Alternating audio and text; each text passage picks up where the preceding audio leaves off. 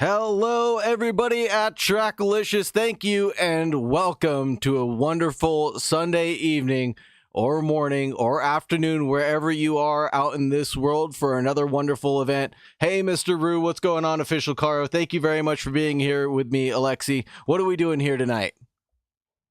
We are doing the good old Kyalami for the GT3 Championship, and everybody knows Kyalami. It's South Africa. It's the place where F1 doesn't seem dare touch.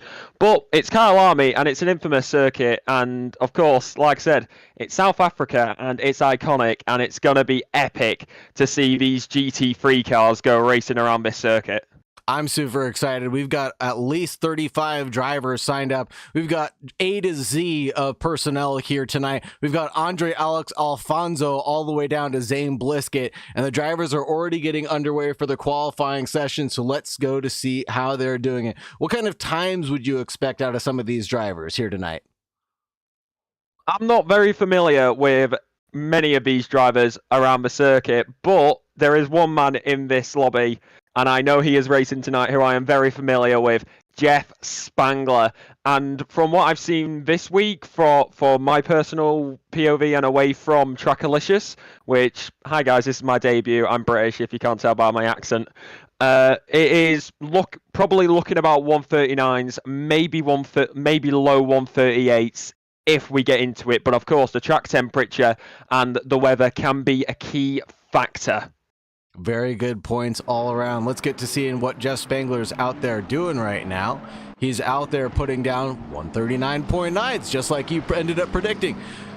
Sunny track temperature right now with around 14 degrees Celsius, 14 degree ambient as well. Those look like to be optimal temperatures for these drivers to be able to produce those low 139s or even a 138 like you said. Jeff Spangler being a well-renowned person in the esports world. He's going to have some competition such as Ali Raza, Kenneth Portis II, and JPR, James Pierre Reed, to follow suit with. Definitely, and whilst we're here in qualifying, I thought I might as well go through these real quick. I'll only go through the top 5 current driver standings currently into this race. Jeff Spangler, of course, leading, but by a very fine margin. He currently sits up top with 122 points to his name, but Quinn Smith sat P number 2 in the Aston Martin V8 Vantage with 110 points, 104 points going to Ali Raza in P number 3, with P number 4 and P number 5 being tied on 94 points, but of course being Timothy Jadubal and Kenneth Portis. And the entire top 5 all in different cars apart from Timothy and Jeff, who are both in the McLaren. Yeah, top spots being in those McLarens, but it's interesting to see an AMR V8 up there, BMW up there, another McLaren like you said, and who's tied? That's Timothy Jadubal from FNM and Kenneth Portis II. Timothy Jadubal's been running very well, but he's been a bit inconsistent to say the least. Round 1 is removed from him. Drop round was 14th position, 6th place in round 2, 3rd place in round 3.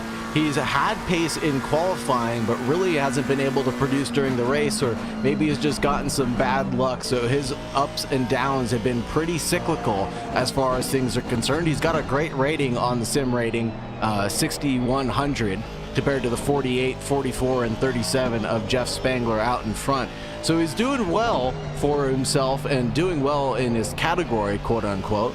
But he's got a little bit more work to do as far as the track is conditioning in. Speaking of the track conditioning, you got to wonder, how are these drivers going to attack it with these, considering what we usually see with track temperatures, they're pretty low. We're sat about 18 degrees Celsius, and we've got a wind coming in about 8 kilometers an hour. And places where I want to point out, sunset, very long right-hander, that may be pressure on your tyres and can cause major slip-ups if you aren't getting the grip, as well as Leekop, of course, that being turn number 10 at the back part of the circuit, almost the most southern part of the circuit, because of course it's a anti-clockwise circuit facing the northeast from the start-finish line all the way down to turn number 2 of Crawthorne. Of course, turn number 1 being the kink, which isn't really a corner, but it's classified as a corner. Yeah, it is one of those weird ones like Laguna Seca, right, where the first corner is actually just a kink. You're taking it flat out 100% of the way, and we've got 15 corners total, 9 to the left, 6 to the right, and we're located in Kyalami, South Africa, situated between Midrand and between Johannesburg and Pretoria. We have a track length of 2.8 miles or 4.5 kilometers, if that matters to you. Founded in 1961 and has been the current layout since 2016. So this is a track that has its deep roots in history in motorsports. And that's what we love about circuits like this, like these old circuits, like also Imola, for example. There's just something about these old circuits that are absolutely amazing to watch. I was currently watching Raza, the Canadian, in the number 30, in the BMW, or as many people may not know this, but I'm a console player, and it may not be the same on console, but we like to call these tanks over on console because they're a pain to drive, and they're also a pain to pass. Yeah, and they've got to be pulling a lot of weight in a straight line, as well as there's a big off right in front of Ali Raza. Holy smokes. I don't think that he's going to be able to improve this lap. He is actually still improving this lap. He's got 4/10 in the bag getting to the line. Hopefully that'll put him into those 139s, and it doesn't just do that. It's a 140.047, and he's going to go straight back to the pits to restart this session one more time. We've got 9 minutes and 15 seconds left in this qualifying session, but he finds himself into the top 3. Emirates riding in P1 right now, another esports level driver from Ferrari, the 255 Competition team. He is doing 139s, 752. And you can see how grueling the track is right now, not because of the dark conditions, not because of the track temperature, but because of how much traffic is just existing. We've got 35 drivers going around at a 100-second track. The gaps are absolutely minimal, and they're catching each other left, right, and center right now. Yeah, that's going to be one of the key factors here in qualifying, because when you're within 0.7 seconds, that's when you start to pick up slipstream in a GT3 car. But just 0.8 I should say, and outside of that, you are going to be picking up the dirty air which is coming off that car in front of you, and that is going to undulate your car. You're going to lose your downforce. You're going to be struggling to go around, as Emirates right now is probably struggling right behind that car right in front of him. And it's going to get even worse when you eventually get to the final part of the circuit, of course being turn 10 to turn number 16. Because out of turn 10, it's a hairpin, you're going to be straight on the throttle, but then it's heavy braking into the crocodiles at 13 and 14. 100%, and that's exactly the point I was going to make next, is you've got so many high downforce sections that come right after that hairpin. You know, you're coming through Mineshaft, Cheetah, and Emirates having a little bit of an off there, maybe losing a little bit of focus, but seemingly invalidating his lap, and he's going to have to go restart this one. But you got so many of these high downforce sections right after you get about the halfway point of this track. What is going to be the key to the race for some of these drivers that are going to be in these close packs, do you think? Say surviving. Like, I get asked this all the time over on console as well. It's like, what do you think the key thing to driving in these GT cars is when the pack is so tight? Just simply surviving and keeping it on track. Because even though you may not be able to overtake the car in front of you, if they make a mistake, that's going to open up the door, and you're just going to be able to slide through, and that's basically a free position for you. Because I also do F1, but they are very different to these cars. These are heavy, these are chunky, and they are very hard to pass, and they're also very hard to drive. And one car that is also very hard to drive, from my experience, I don't know what it would be like for Portis, is the Honda. Oh yeah, the Honda NSX has its own wheelhouse and own characteristics for sure. Not too many people are driving it, unfortunately. And Vedia Kositiev says, my game is freezing every time I try to return to garage. I don't know what would be doing that, unfortunately. I apologize. But the Honda NSX does have its strengths and weaknesses, and Kyalami being one of the ones where it actually has the least amount of restrictors added to it ever. So Kyalami being one of the track favorites for this NSX. It's only running in the 140s right now, 140.8. Hopefully it'll carry itself over race pace and race distance. Yeah, hopefully. I mean, that's where you got to hope. You got to hope that your car's going to go the way, because if it doesn't, if it starts to just struggle under the pressure, then that's when it's going to start to falter, and that's when you're going to lose positions. Like, you may get a good lap time here in qualifying and start P number 5, but it all depends on where everything will be able to go and what happens overall, because you've also got to think about it. Not only what is happening to your race, but what is also happening to others, because for all you know, 2 corners ahead of you, there could be a massive crash. 100%, especially at corners like Cheetah, Mine Shaft. You never know what could be expected of not only you, of the cars in front, because if there are cars that are off in the S's right there in front of you, and they could be spun around, hanging around the middle of the track and just waiting to be collected by you. So you've got to really be timid with the way that you apply yourself, and you got to be a lot of, let's say, driving with your head on a swivel for sure, and listening to that crew chief mentioning if there are any cars coming your way a little bit faster than they should be, per se. Definitely. I mean, even if they're coming your way, doesn't mean they're coming from behind you. They could be coming from right in front of you. So you got to be quick on the steering wheel, and even if you try to take evasive action, you may still get clipped. But we were talking about one Honda before. We'll talk about the other one, the one from the land down under, of course, being James Pierre. And in the Honda, nice and clean, nice and white as well. And honestly, this is kind of fitting for a very Far Eastern driver, in a nice way, to be in a Japanese car. Yeah, the JPR surprisingly being in the Honda NSX. I wonder if that was a change that he made to his car. I don't believe he was driving one before, but picking the same poison that Kenneth Portis II has. JPR is running around 141s flat right now, being his best lap out there, 142.2 being his last one. Yeah, I mean, that's probably the way it goes. As you can see the steering wheel as he's going to try wrestle the car around this circuit as he heads into good old Junksy Sweep and then down into Barbecue, which honestly, this, let's be honest, this track has some very fun corner names, and I'll go through them real quick. The Kink, Crawthorne, Junksy Sweep, Barbecue Sunset, Clubhouse, the S's, Lukop, Mineshaft, the Crocodiles, Cheetah, and Ongui. Yeah, a lot of fun names and a lot of home turf names as well. I'll wait for a fun fact redemption before I redeem what Kyalami means, although I'm sure a lot of people at home understand what that means. But it'll be my fun fact of the day for everybody, and no spoilers. You'll have to pay to earn it, that's for sure. But a lot of these are back home. My guy, Spady Bud, he says he's back home. Congratulations, love to see you. Hopefully you're back on track, and he is. Spady Bud sitting in 31st position in the number 21, back in his iconic Mustang for the Mad Fox Sim Racing.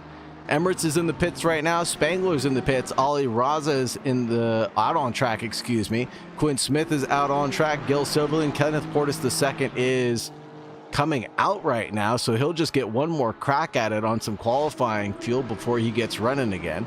Efren Equinendo is in the pits, and he might be rolling around. Nope, he stopped right there. Ramon Torres stopped there out on track, the number 18. In 9th place, holding down the fort between the barrier between him and the top 10, 140.952 to a 140.980. If you look further back, the gaps from 6th all the way down to, let's say, 11th is just 0.3. I mean, that's just the art of GT racing when it comes down to it. The fact that everybody is so close, and I feel like that's one of the things that is very misunderstood about GT racing and just any series outside of Formula 1 in general, as there is probably quite a lot of F1 fans watching. People look at the small gaps in F1 and it looks at it and it's like, oh, nothing can beat this. If you look at the gaps between GT cars during qualifying and how much they push them, it's amazing, especially when they're going around such circuits like Kyalami. Not only that, but you've got so many different manufacturers. I could look at the timing tower right now and see at least 7 different manufacturers. Ferrari, McLaren, Aston, BMW, Honda, Ford, Lamborghini, Audi even out there, Porsche even out there. You got all these different manufacturers that are producing completely different cars that produce speed in completely different capacities. And to see them all on track producing in such a clean way, to be so close, you know, it gives credit to the car manufacturers, but also the people that do the balance of performance. They don't get enough credit. The people that handle the balance of performance to make sure these cars are tuned in towards each other and then don't gap themselves too far or have too much an advantage on certain tracks over others. It makes such a big difference in this GT championship that allows the gaps to stay so close and the racing to be just so exciting. Yeah, especially like the people who work on the BOP to make sure all these cars are really tight and we get this racing action that we love to see. And they need more credit. We should give them credit, and it's amazing what they do.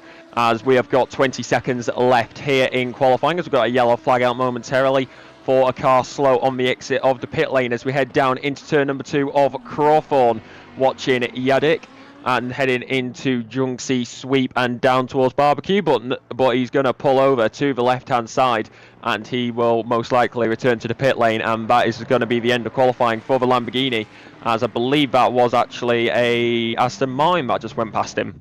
Yeah, a couple of cars finishing up their qualifying. So thank you very much for the cheer, One Bigly. A couple cars having their qualifying sessions ended a little prematurely, just not gaining the time that or momentum that they should through the first corner. And the first corner actually just leads you in through almost 3 corners through the Giuseppe sweep. So that one section alone, if you're not gaining time, you're doing it wrong. It almost feels like Bathurst in a way, where if you don't have a quarter second to gain at the corner 1, although it's one of the easiest or proclaimed to be, you're really just going to go ahead and abandon that lap because there's so much momentum that you can gain by braking late, taking that over 90 degree, basically 120 degree corner. You can see it there at the top of your screen on the right hand side, how steep of an angle that is, cutting back across turn 2 and then leading yourself in towards turns 3 and 4. It's really exciting but tricky to manage to do expectedly well. Yeah, most definitely. As we're going to go to the line here, goes up to P number 11 for the Canadian of Engine, and it's not going to be too bad for him, as that is going to be an end to his qualifying. He's got his final run in, as it seems like we've got 2 more drivers out on track currently. One of them coming through the Crocodiles and into Cheetah. I'm trying to figure out the numbers, but my screen is not as great as yours, so it's going to be, there he is. Yeah, I thought it was 444. I'm like, those numbers look very familiar. They all look the same type of blur. Casey Schutte going into 6th place and holding on to there. And that was his best lap, actually, that 140.667 that he was able to produce right there at the line. Doing a great job. So that is going to be the end of qualifying, and we've got a 1 hour 20-minute race coming up, or 80 minutes for those of you that do not use hours, which is fair, to be honest, because it's probably a lot easier to count down rather than having to go 1 hour 20 minutes. You can just go, oh yeah, we got 60 minutes remaining, we got 70 minutes remaining. It's probably quite a bit easier, but everywhere is different around the world, and it's Emirates who is on pole, but Jeff Spangler there in P number 2. Yeah, Jeff Spangler sitting in P number 2. I did update liveries prime time. I did. It's part of my checklist every single week. If your livery isn't updated, it's probably because it did not get downloaded properly. I promise you that I do update liveries at every opportunity that I can. Let's go ahead and get the livery shakedown, and let's talk about the starting order really quickly. Emirates in P1 has got a 139.7 to his name, rocking the Emirates flag, I believe. And we got Jeff Spangler in P2. He's only 500ths back. 1/10 back is Quinn Smith in the 66. Ali Raza in the number 30. 2/10 back. Kenneth Port II holding down P5 in the 84. Casey Schutte, the 444, into 6th place. Gil Silverland into 7th place with the 400. Hunter Davis is 1 second off the pace in the number 70. In 8th place, Vedek Ostitsiev in 9th place, 1 second off. Anthony Kelly from FNM is in 10th place. Siege Engine in the number 55. Then we got Ramon Torres in the number 18. Efren Oquendo in the 757. And we got JPR in the number 15, a Honda. Matt Artem rocking the Audi, the first and only Audi in the 414. Gelson Cruz in the 777, and he's in 16th. Andre Alex Alfonso in the 999. Harold McDonald from F&M in the 182. Kevin Yu, the number 45, in 19th position. Drew Burovkowski in the number 19 in 20th position. Jason Provolone, the big cheese man himself, in 82 and 21st. Jace Wright in 63 in 22nd place. Will Berner of the AMG in 98. And Timothy Jedubal from FNM in the 531. Patrick Dubois in 25th in the number 87. 42 is Professor Kronotis in his iconic livery. Zane Blisket in the number 64 in the number 20 in 27th position. Marcio Moto in the number 28 spot. Daniel Desjardins in the 29th position. And then Devin Anthony in the 664 in 30th. Jan Stam in the number 100 is rocking a Porsche. Spady Bud, welcome back in the Ford Mustang, the number 21. Rally Dutchy in 33rd. And we got Aaron John representing India in the number 24. Jaeger Caro bringing it up the rear in the number 35 position. I think I've said enough for this stream. I'm done. Gotta put it all on Manubi here at Trackalicious, are we? Yeah, no, it's been great to see all these drivers grow throughout this championship. That's the one thing I must say. And being in last place in any of these positions in these championships, you're still here, you're still doing great things, and the only way you can go up from here is forward. And starting from last here at Kyalami might not be the worst thing, letting people get involved in some early accidents as well.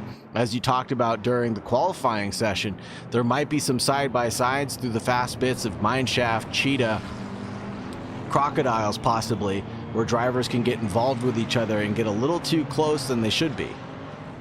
Yeah, I mean, we were talking about it as well. You just said it, anything can happen on lap number 1, and we got to be careful of it. Crawthorne, Junkie, Sweep and Barbecue, that's turn 2, 3, 4 and 5 are infamous here at Kyalami for those lap 1 collisions, as you're going straight, you turn the steering wheel one way and then you're turning it the other way. You are not holding it in a singular position for any of those corners once you hit the brakes into Crawthorne.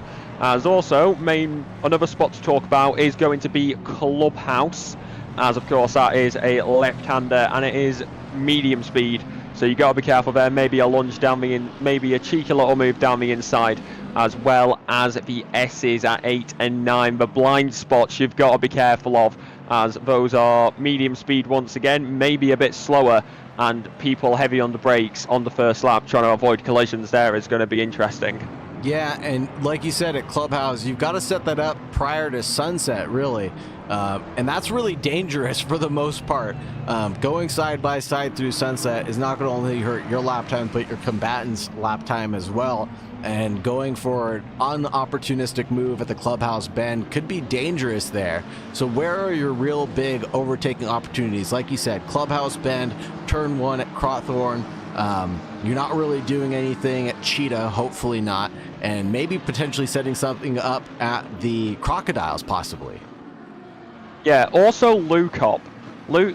From what I've seen over time as well, Lukop is a good place. A cheeky little move down the inside. If you get a good acceleration out the S's, get the traction going, and then down into Lukop, down the inside, or maybe around the outside for turn number 11.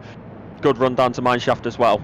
Yeah, that's a good point. Lukop is always a great place to do an overtake, and it's a really weird corner where you have some elevation change and a blind apex as well.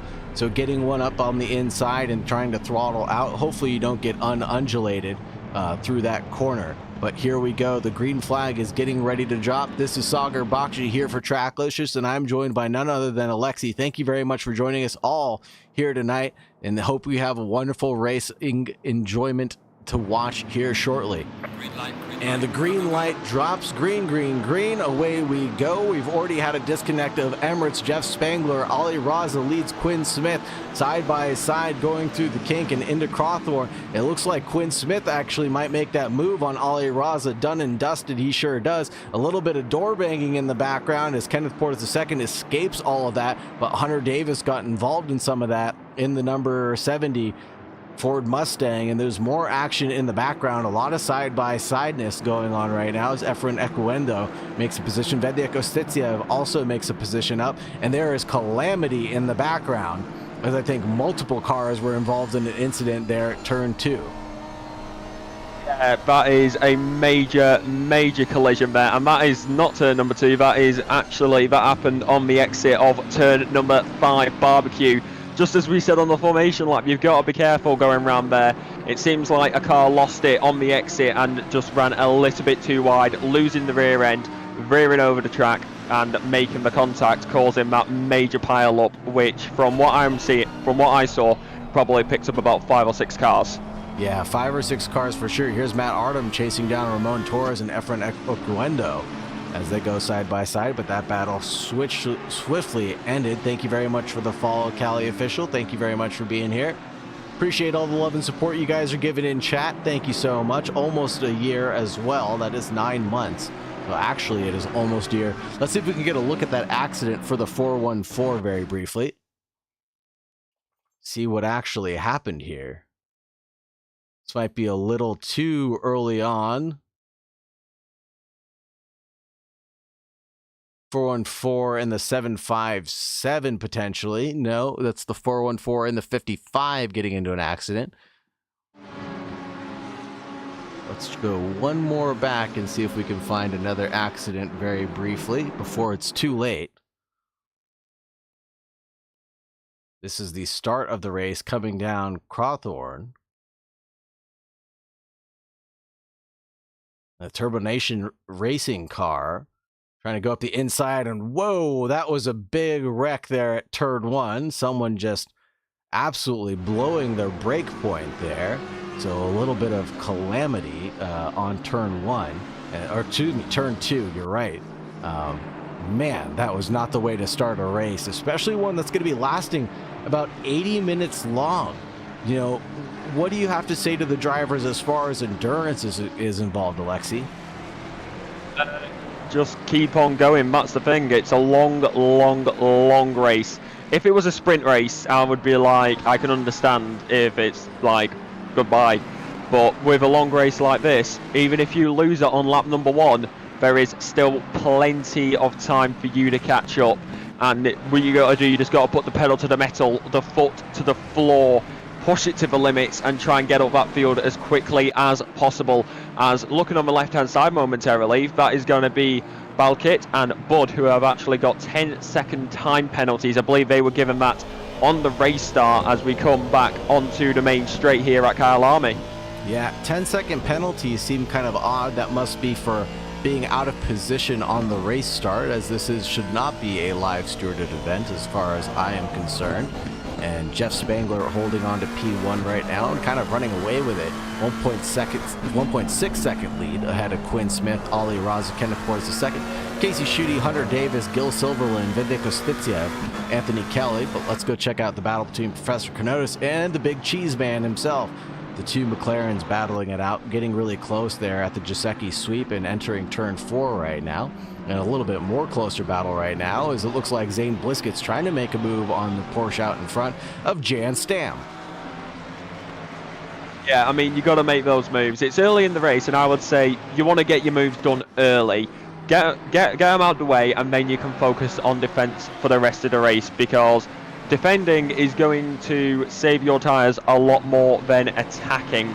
And of course, one mandatory pit stop on the left-hand side, you can tell by the little orange block next to the numbers, and it has the number 1 in it.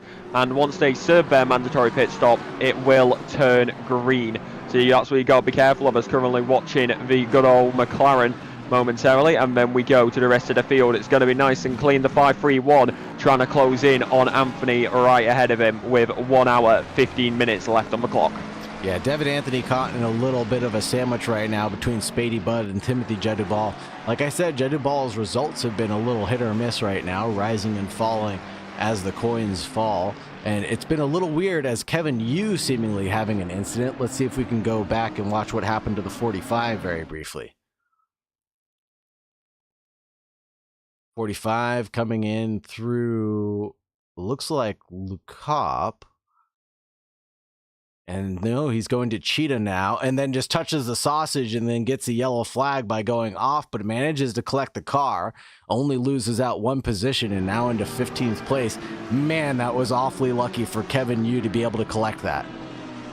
Yeah, especially there. I've seen it happen loads of times. That sausage curb on the inside is just an absolute menace. You think you think you can attack the curb as much as possible, but then you push it. You keep on attacking it, you keep on attacking it, you think, okay, I can push it more. You push it a slight bit too much, that sausage curb hits you and it's throwing out your rear end and it's sending you straight into the gravel. Well, that was a mega save by the Lamborghini to keep it out of the traffic and keep it back on the track. As currently watching good old Stam against a name I could not pronounce, so I apologise because I would rather not get cancelled. Thank you very much. Desjardins, excuse me, Desjardins. That's the correct pronunciation for that driver's name in the number 88 Aston Martin, Desjardins.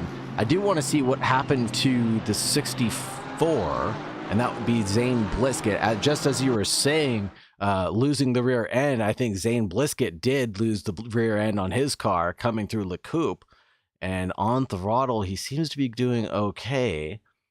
Everything seems fine, and then just gets a tank slapper at mineshaft, and all of a sudden just spins it around towards the final corner, excuse me. So that's, he got through Cheetah fine, and then just going into the last corner, just gets a tank slapper. A bit odd, don't you think?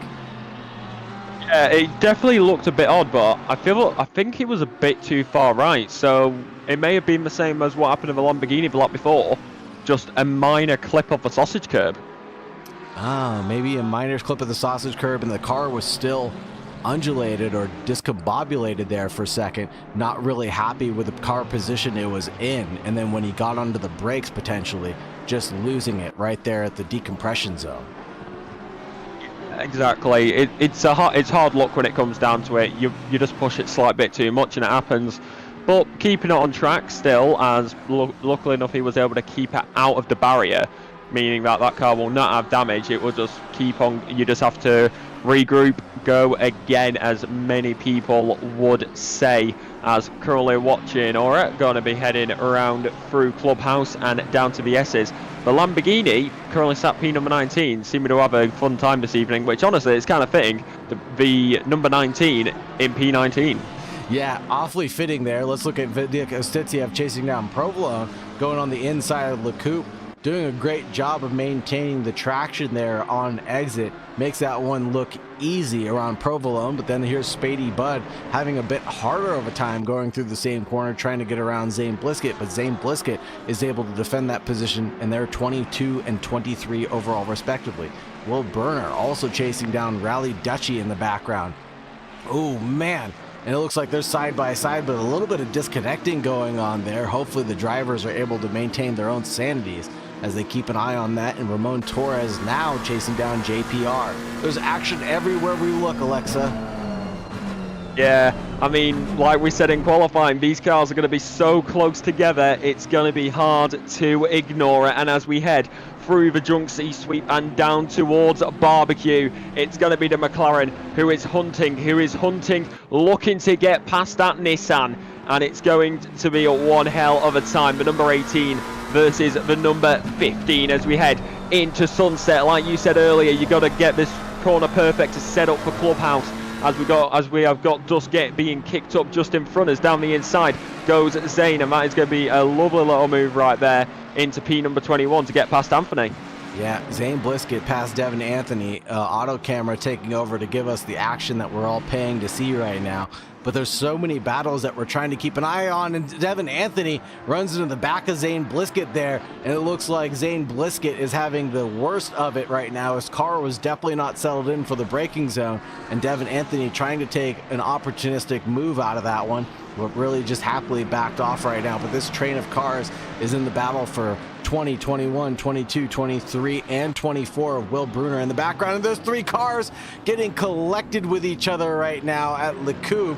And like we talked about during the qualifying session, that break point just being absolutely blinding crest. And that 3-4-way battle just comes to a bitter end. And I'm gonna make an IRL reference here from technically yesterday for me now. We saw the exact same thing happen in British GT for the GT4s down into the penultimate corner, and luckily enough on the game you don't get beached like you do in real life, but we saw what happened in real life at Brands Hatch, and those three cars just all went off exactly the same way. Yeah, that was a great race at Brands Hatch for sure, and thankfully the cars don't get as beached as they do, but where one battle ends, more are yet to come, because we've got Ramon Torres getting chased down by Matt Artem and Andre Alex Alfonso in the 999 chasing him down as well. These cars separated by just about a second right now. Yeah, keeping it within a second, and it's going to be, you want to keep it there. Like you drop out of a second, like when you're within a second, I can say, yeah, you have a chance to pick up slipstream. You drop out of a second, that's where it's not really going to work. But the McLaren seeming to keep it there for the time being, still trying to chase down the Honda. We were watching this before we go back to it. White versus black and yellow. I was going to make a B-movie reference, but I'm deciding not to because we all hate that movie. As we head down through Le Coupe and down towards Mineshaft, it's one hell of a time as we head into the Crocodiles, number turn 13 and turn number 14. It's staying pretty nip and tuck right now. The drivers are definitely pacing themselves, and like you say, they're staying in that about 1 second window. And Efren Ekwendo is the one not heeding our suggestions, and that McLaren might get a run towards this Ferrari of chasing down Anthony Kelly down the front straight coming out of Ingwe. Might have a better run, plus the slipstream to boot. Efren Okwendo is going to max out that McLaren's top speed before we get to the end, and then at Crawthorne not able to close down the gap, but it's going to do better in the twisty bits here at the Giuseppe sweep.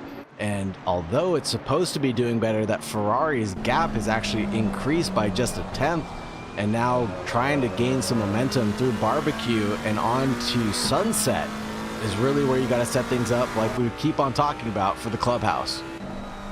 Yeah, most definitely. Like Clubhouse, it's just such a hard corner to handle. But these Ferraris and these McLarens, very similar in their own respects when you think about it. The only difference being the manufacturer. But from my experience, I don't know what it's like for other people, they seem to handle very, very similar. And but the McLaren just being a whole lot more stable. I agree with that. The McLaren is just like it's driving on rails. First time I ever took it out on track was Bathurst in the rain, and all of a sudden I'm doing some of my personal best laps in those wet and flooded conditions, so that'll say something about it. And it looks like Andre, who was that in the background? JPR. His Honda was actually bottoming out there at Le Coupe. You could see the sparks flying out from that titanium plate on the undercarriage of his car, and he must be really running that thing really, really, really low. I mean, we don't have a ton of elevation change here at Kyalami. We're just looking at about 78 feet, and most of it's going to be at Le Coupe and on your way down through Mineshaft, the Crocodiles, and on your way through Cheetah. Yeah, and we were talking about the elevation change. I feel like that's what makes that's one of the things that makes Le Coupe. Like most of the circuit, it's there, it's chilling, you're about the same elevation. But then you head downhill towards Le Coupe, you're getting that extra speed, which means you have to be harder on the brakes, and that's what leads to quite a lot of collisions at Le Coupe, as actually that is a car off on the right-hand side. I believe that was the Mercedes of good old Bruner. Let me see, Bruner.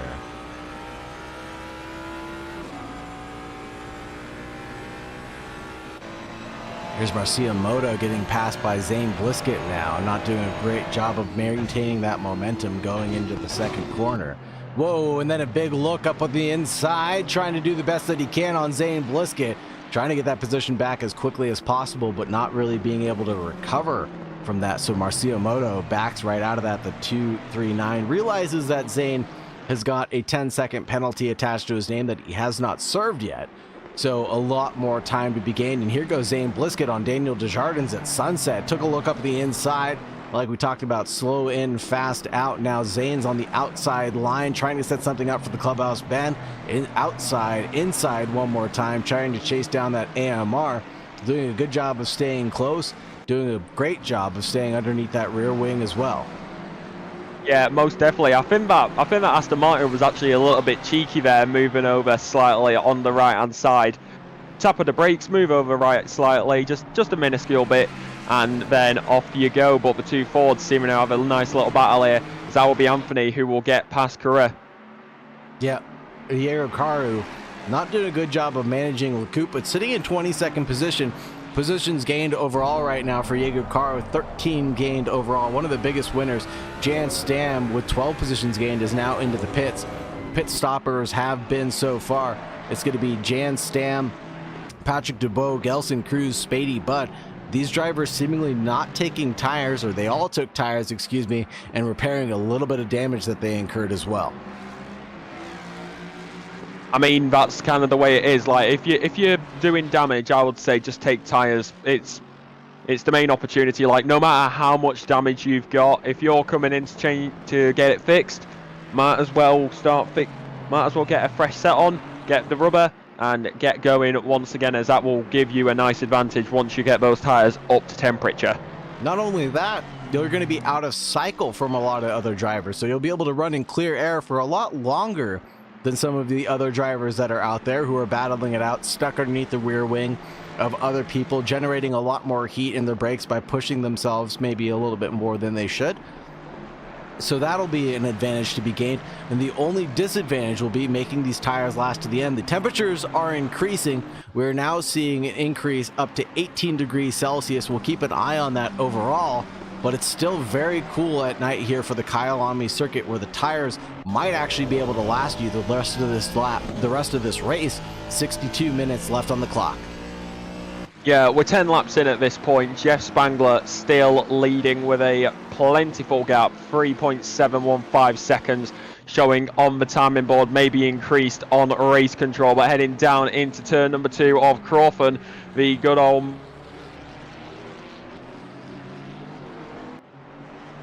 right there as we head into turn number 3 and turn number 4 of Junksy Sweep down into Barbecue, which honestly, I know it's 2:18 a.m, but I am craving a bit of a barbecue right now.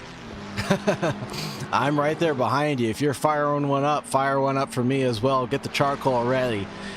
It's one of the wonderful corner names that we have here, of many corner names that are wonderfully named. I always love tracks that have corner names rather than just numbers. Coda, I'm looking at you, by the way. And Efren Equendo has caught back up to Anthony Kelly from FNM, and this is the battle that we're watching. Battle for 9th and 8th overall. And you can see how dark it is out on track. You can see the stars illuminating the sky with ACC's graphic settings turned all the way up. You can see how beautiful this game is, looking out over Kyalami, the town in which Kyalami, the track, is set in. You can see all the lights there from the towns, the buildings illuminated as well. It's just a wonderful game. It makes this game look hyper realistic at the end of the day. Yeah, and there's just something special about these type of tracks which are just in the middle of the cities. Like, a lot of people forget it, but Suzuka and Interlagos also, the good old tracks that are notoriously known for being in the middle of cities. And we're at Kyalami. It's a beautiful circuit. Quick fun fact about good old Suzuka: it's actually based off the coastline of Japan. Really? I had no idea. That's a fun fact we could have saved. I know, but it's just, we could have made the people pay for something like that. I know, but I'm British. I'm a North British person. I'm nice. Plus I love Japan. So. So you have the affinity towards all these Hondas that are out on track. You must be missing the lovely Lexus as well, one of my favorite cars. My dog's named after her. I love the car so much, and I haven't seen one in any one of these championships since the first season that I started with Tracklicious, and boy, is that a shame.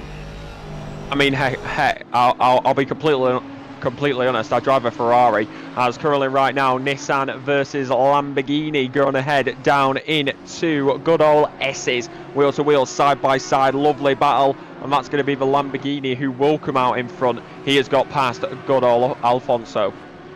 Andrea Alex Alfonso losing out, but taking a look here at LeCoupe, trying to get a switchback engage on Vedek Ostitiev, but Ostitiev says no thank you, sir, and tries to drive away into the distance. That gap is increasing now to around 0.4 of a second from the 0.2 it was just a moment ago. Lap times look like they're increasing as well for some of these drivers.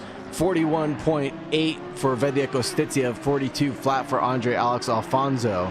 So it looks like that's going to be all nip and tuck. Fastest lap of the race is a 140.555.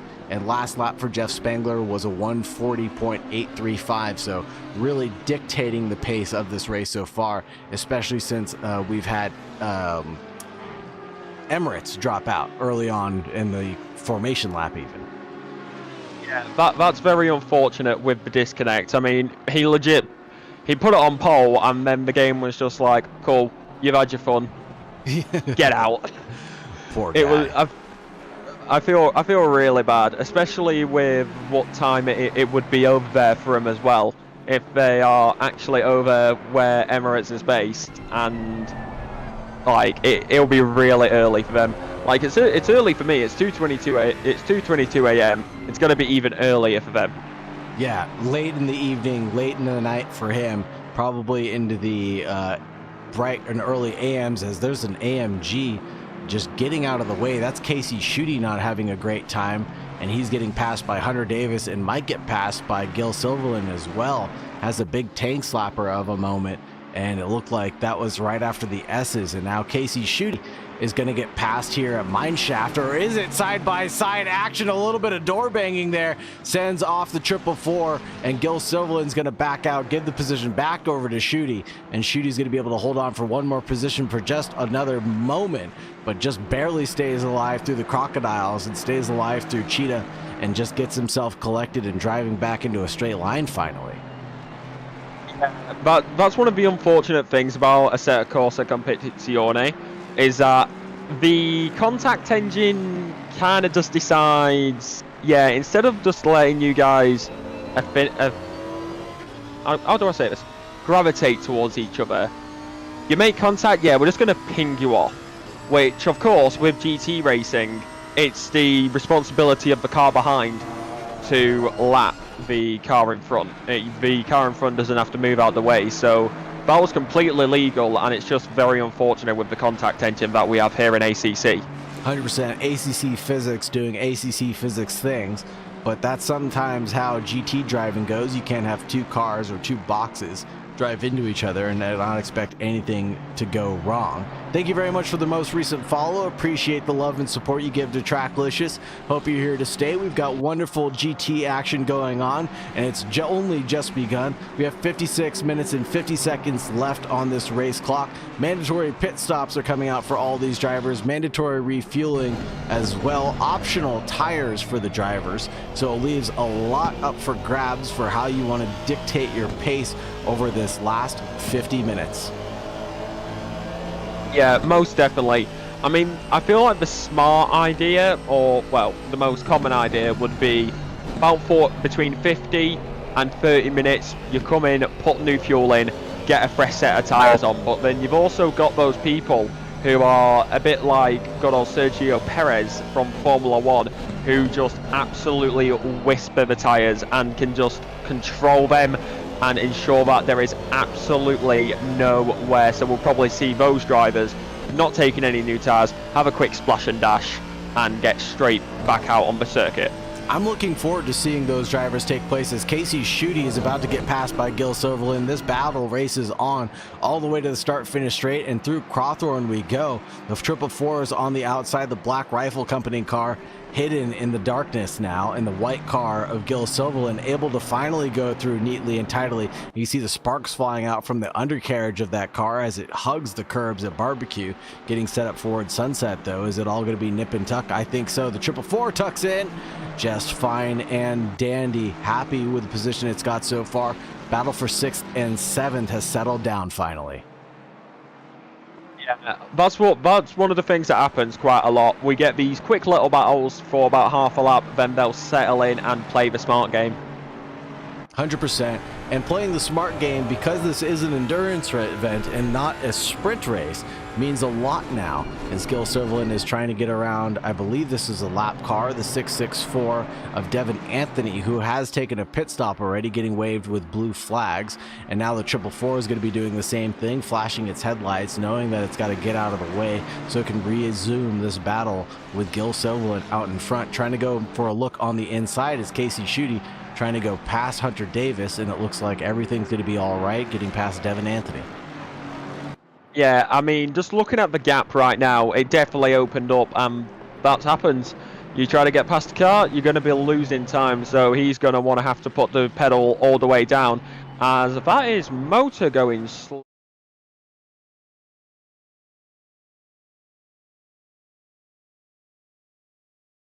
Oh, sorry. I'll fix that.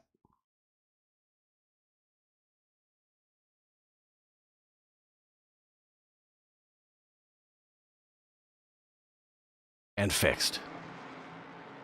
Apologies about that, guys. It seemed that it was not set up that you could hear me during replays, but yeah, we just saw right there, bit of a tank slapper on the exit and just sent it round, maybe a little bit of a kiss with the barrier. Yeah, apologize for the technical issue, but we're all back up and running again, obviously. Drew Burovkowski chasing down Professor Chronotis, the battle for 17th and 16th position overall. And Professor Chronotis is lapping at around 142.8, and Burovkowski lapping in at 142.2 after his early recovery drive, I must be expecting, because Burovkowski has gained only 3 positions overall, and Professor Chronotis has gained 10. And there goes a big look on the inside, but can't make really an act on it. And there's a car spun around at the wrong place, wrong time. And that's really not the greatest place to be stuck at La Coupe. Yeah, I was letting you go on, but I was keeping my eye on the track map. I'm like, there's a yellow flag somewhere. I look at the track map and I'm like, oh, somebody's lost it at La Coupe. I think that was the number 84 actually, right in the middle of the circuit. So very, very fortunate that all the drivers were able to get through there without making a major collision. Yeah, that 88 getting collected with the 414. Let's see if we can take a quick look and see what happened here. The 414 coming through the S's right now and on its way to the top of La Coupe. And I think just ahead we can see the yellow flags barely being waved in front of them. And then all of a sudden there's an AMR stuck in the middle of the track, and the Audi really had nowhere to go, but the Lamborghini took a choice, and that was onto the grass to avoid action there. And that was the 88 of Desjardins who was collected there at the top of La Coupe. Yeah, I mean, that's also very unfortunate because I do not know what their camera settings will be like, but when you're going over the top of the crest to go down into La Coupe, it's very hard to see the yellow flags, and it is basically a blind corner right out of it. So I think that was just a blind spot issue and very, very unfortunate. Yeah, really unfortunate. And like we talked about many times, that blind crest there at La Coupe, just unable to see it. I know you're looking at the Marshall stand as your breakpoint reference, but when you're flying at 180 kilometers an hour into the braking zone, it's really almost impossible to see what color flag is being waved. And hopefully that thing got cleared up, as the 88 is still limping around on track just at the end of Cheetah right now, trying to get its way home.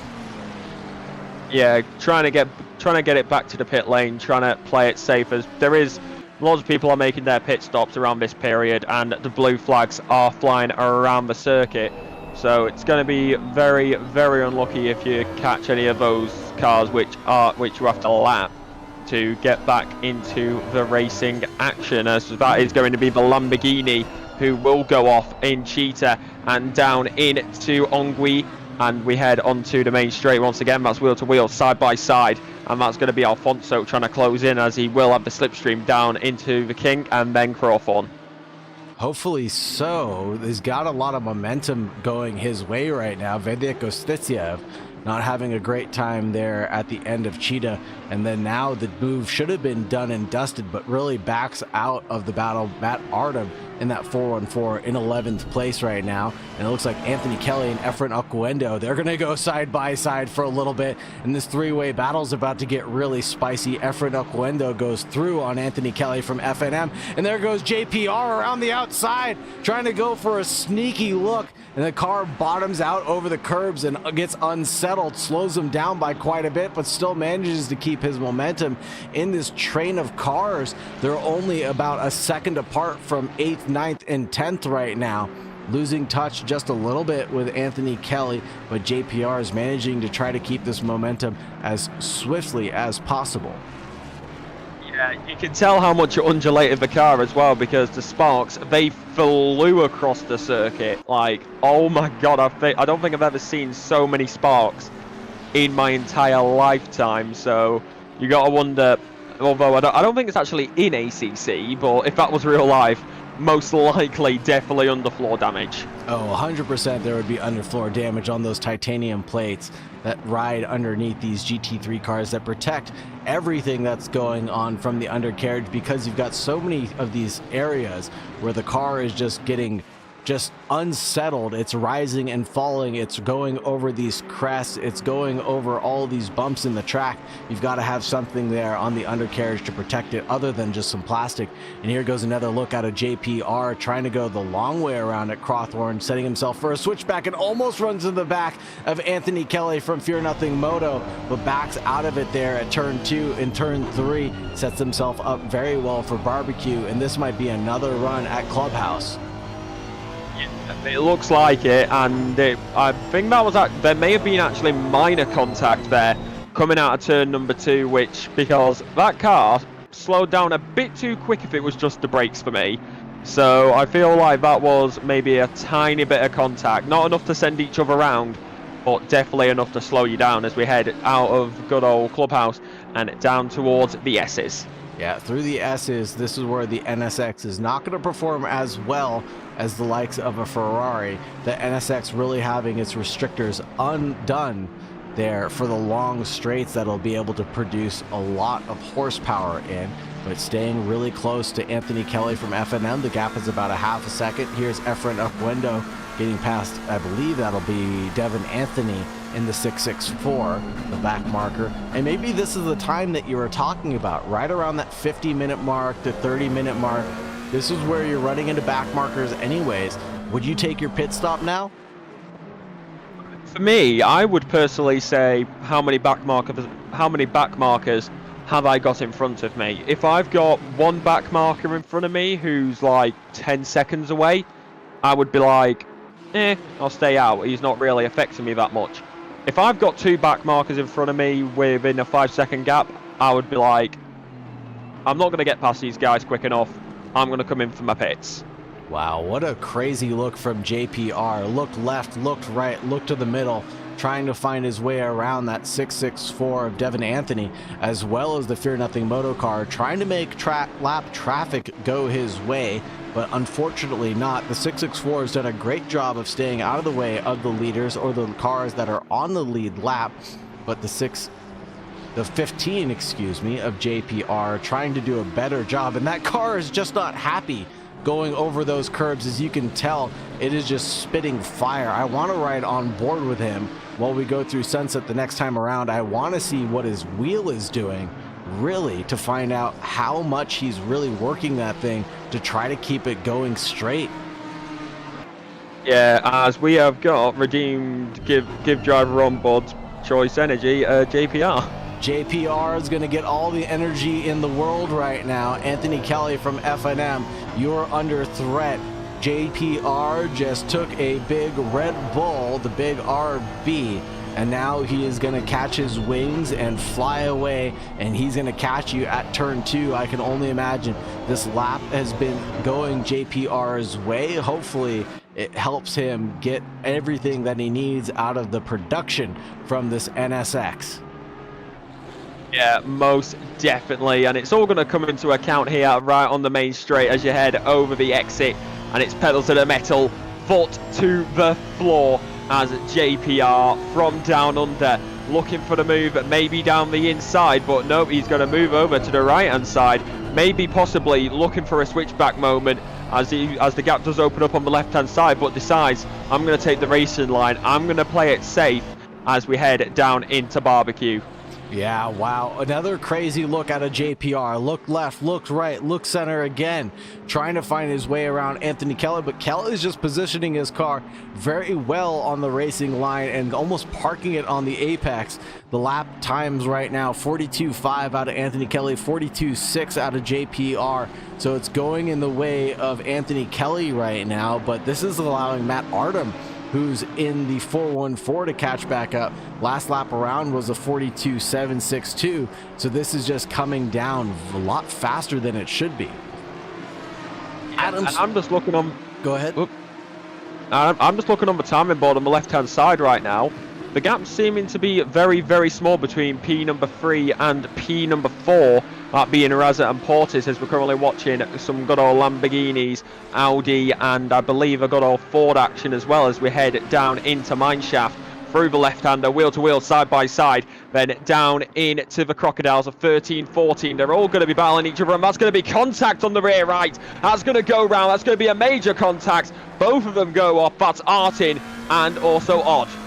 Oh man, not the way we wanted that battle to end whatsoever. That was a heated battle between Vedek Ostitsiev and Matt Artem. Vedek Ostitsiev is into the pits right now, and Matt Artem limping away in that 414. Can we check up on Portis? Absolutely. Thank you very much for the reminder. The gap between 4 and 5 is very close right now. Kenneth Portis II doing 142.235s right now. His fastest lap being a 141.482. And Gil Silverland chasing down Hunter Davis, who have inherited 4th and 5th place right now since Ali Raza has taken his pit stop. He's down into 11th place right now, chasing down Andre Alex Alfonso as he's just on his outlap right now. And Gil Silverland. Yep, go ahead. And Gil Silverland doing 142.3s to Hunter Davis's 142.1 right now. Doesn't look like this gap will be closing down, but all of a sudden it looks like it is. Yeah, I mean, that's kind of what happens. As I'm just looking in Twitch chat real quick, and you said you would do it earlier, so I feel somebody has paid for it, so I feel like it's only fair. It is good old Adam who has redeemed a fun fact. So you were talking about it earlier. The fun fact is, what is the meaning of Kyalami? The fun fact of the day is, what is the meaning of Kyalami? It's actually a Zulu language word, and it means my home. And it is one of the words that gives me chills every time I have to say the definition, because I think for all of us, racing is our home. We love this sport so much, whether you're an esports driver, whether you're just a motorsports fan in general. I think everybody gets the chills down their spine when they watch their favorite racing series, whether it's MotoGP, NHRA, drag racing, or even watching some R-Barths go around in circles.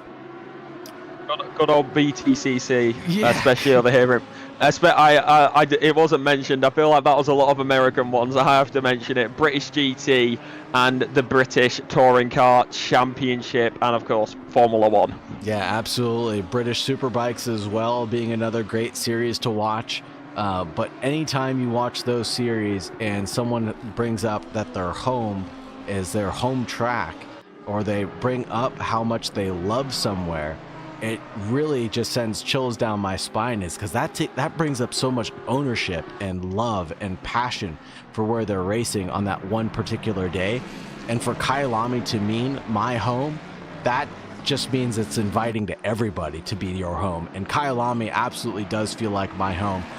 It's one of my favorite racing circuits ever. to be on, other than Laguna Seca, of course, but I'm biased because I'm from California. I mean, heck, I was going to say exactly the same thing, like, Kyalami meaning my home. Honestly, I am absolutely trash at this game. I'm going to be completely honest with it, but this is why I stick on commentary. But just ripping around Kyalami in my trusty Ferrari, it is one hell of a time. However, there's one track which is my home, and it's my closest in real life. It is, of course, Alton Park. Ah, I thought you were going to say Silverstone, but Alton Park, that is a fun track. We were just there for Wednesday West Coast, and boy, was that a exciting race. And the track is very, very, very tricky. Yes, and you mentioned Silverstone. No, I'm very much in the northwest of England, so it's Alton Park for me. Three Sisters is closer, but that's not really a racing track, that's more of a karting track. Dink Donk in chat agrees with you. Alton Park is the best park, he says. Agreed. Very much agreed, especially at the back of the circuit, about round turn number 4 with the good old banking to take you onto the back part of Alton Park circuit. And someone mentioning Jonathan Clifford, and I did see Ryan Conlon. Thank you very much for being here in chat on the YouTube side. I do have to promote that we do have a YouTube channel, everybody. Feel free to go ahead and like, subscribe, all that good stuff on our Twitch, as well as our YouTube channel, where you can watch this ad-free if you'd like. But of course, the best engagement is the Twitch engagement that we have. Sorry, the best parks are water parks, says Ryan Conlon. I can't disagree with that if that's where we're going. Well, this is the thing. I'm British. We don't need water parks. It's raining here half the time anyway. Your world is a water park. Exactly. We're surrounded by water, and it rains all the time. The UK is quite literally a water park, and this is going to be a very hot take. Silverstone is overrated. I don't think that's overrated at all. I don't think that's a hot take at all. I think Silverstone is a little bit overrated, unfortunately. As much as I do love the Silverstone circuit, I've done multiple 24-hour series there and endurance races there. It is a bit overrated as far as tracks are concerned. It's flat. It's just flat. It's flat. Well, it's no surprise. It did used to be an airfield, and that is why it has so many names. But let's talk about a track which is a whole lot better than Silverstone, and where the cars are currently going round, because it seems like we divulged to talking about British tracks instead of the actual one we're racing at. Down in South Africa, of course, Kyalami, my home. I'm gonna argue with you one more time, because Sebring is an amazing track, and that also used to be an airfield. So riddle me that, Batman. Well, you see, there's a difference here. Over in the UK, where Silverstone is built, that is North Hampshire and Lincolnshire. That place is completely flat. You want proper like elevation airfields? Go up to the north. Go north, or go north of Chester, and that's where you get it. Fair enough. Fair enough. Do you have any Alton Park fun facts for us that you're willing to give out for free? Oh.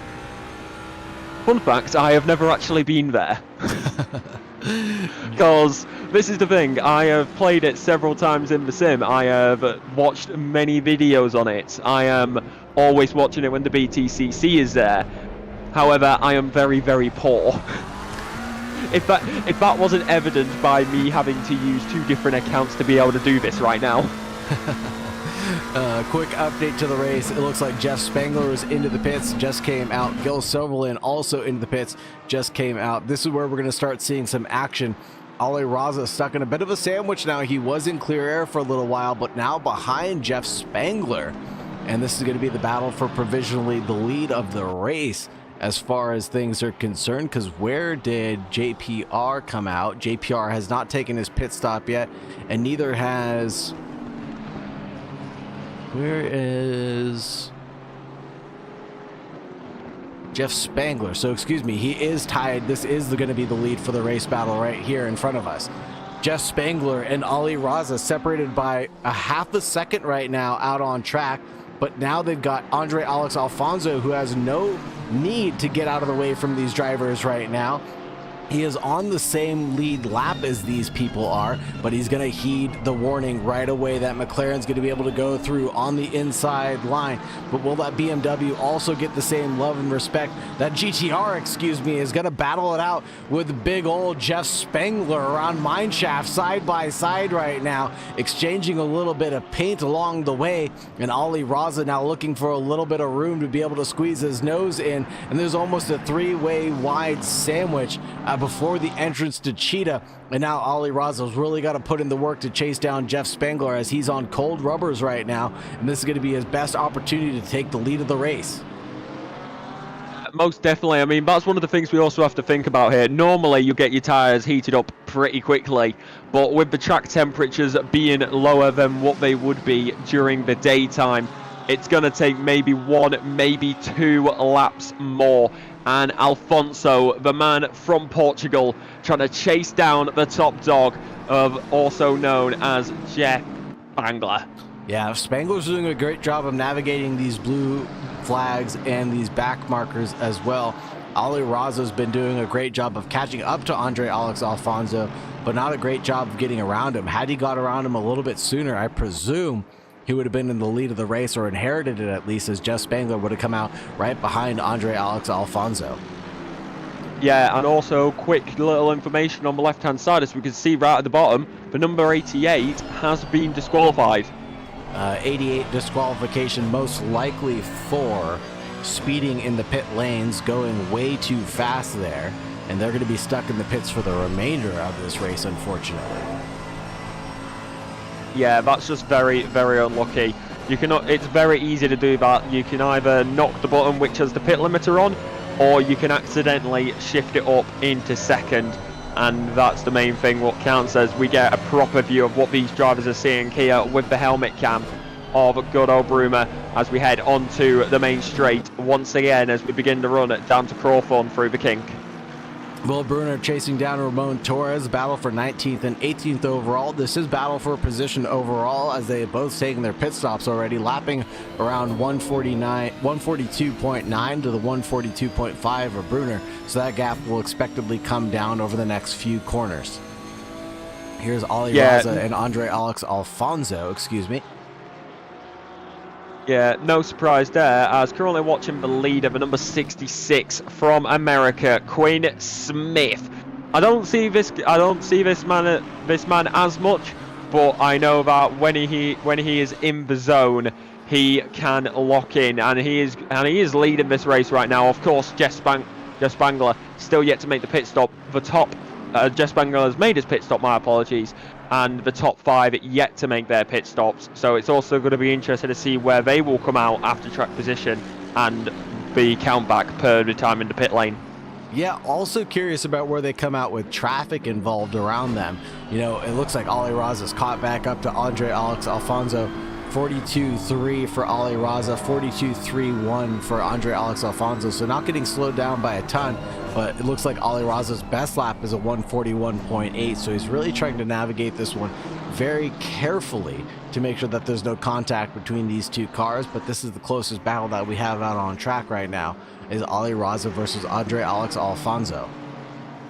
Yeah, but it's one we got to watch, to be honest, as it is pretty important. These guys just not giving each other any space, gonna take their lines, gonna defend it like it counts, and realistically it does. Alfonso still yet to make their pit stop, but as we head down into Onwy and down towards Crawthorne once again, I've said that 3 times in the past 2 minutes, surprisingly. So as we head once again, but it seems like Raza does not get the proper acceleration as we head down towards Crawthorne, which is probably a good overtaking opportunity, but he is way, way, way too far back, as very obvious here in the helmet cam. I'm surprised that the big brick of the BMW doesn't have the top speed that it needs to get around a car like the GTR.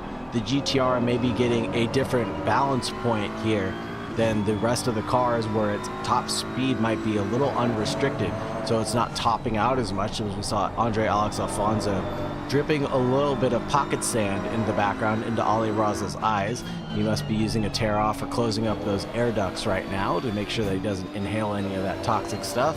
But it's seemingly like that BMW is really not great on the straightaways, and that GTR is pulling away. Like you said, one of the most opportunistic turning points or opportunistic overtake opportunities would be at turn 2. Yeah, like I'll go through it real quick again, and for any new viewers tuning in over on Twitch or YouTube, your main overtaking opportunities here at the Kyalami circuit are going to be turn number 2 of Crawford, Barbecue, round the outside, Clubhouse and Le Cop, as well as maybe turn number 13 of the Crocodiles, and around the outside of turn number 12 at Mineshaft, and dive down the inside for Raza to get that move done. And that is a very, very, very beautiful overtake, and he finally gets past Alfonso. Finally, and well done for Ali Raza for waiting for his opportunity to get past Andre Alex Alfonso. The cork in the bottle has been popped right now, and Ali Raza will be able to chase down Jeff Spangler, but to no avail. He's got a 4.4 second gap right now between him and Jeff Spangler. And of course, Quinn Smith, Kenneth Porter II, Hunter Davis, Casey Schutte, JPR also have not pit, so that'll really be indicative of where the racers come out in front of or near Ali Raza now, and we'll have to keep an eye on what his pace might be over the next couple laps to show what he's capable of doing. We've only got 29.5 minutes left in this race, so the drivers are going to have to be thinking about their pit stop strategies pretty quickly now. Yeah, it comes down to it. We've passed that 30-minute mark, which at 50 to 30, like I said, is probably the most optimal time to pit, as that is the halfway point of the race, and when you're going to start to endure the blue flag traffic as we head into the S's. Watching over the rear wing of Raza as Alfonso is going to continue to try and close in. But if I was in Alfonso's shoes right now, I would think, I've just been overtaken, I'm going to cut my losses and come into the pit lane and get this over and done with. Rub salt into the wounds after Ali Raza has been held up for so long. Now Andre Alex Alfonso might go into the pits. I hope not. Here's Matt Artem getting around a back marker. I believe that's the 777 of Gelson Cruz, and that is in the Porsche. And they're seemingly doing okay, navigating with each other very well. And it looks like Matt Artem has not taken his pit, sitting into the top 10 right now after having that accident over at Le Coupe. And hopefully he's going to finish this one in the top 10 as well.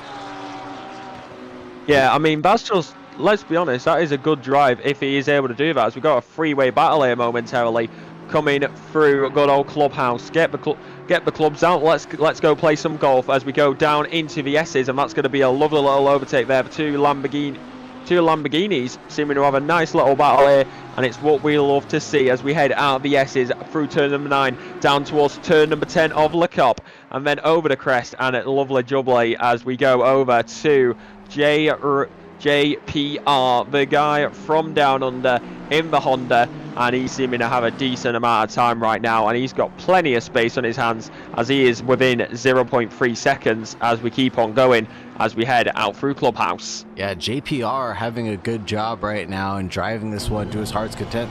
Having an accident with the number 7 of Anthony Kelly from FNM, or excuse me, not having an accident with anybody, it looks like, just himself.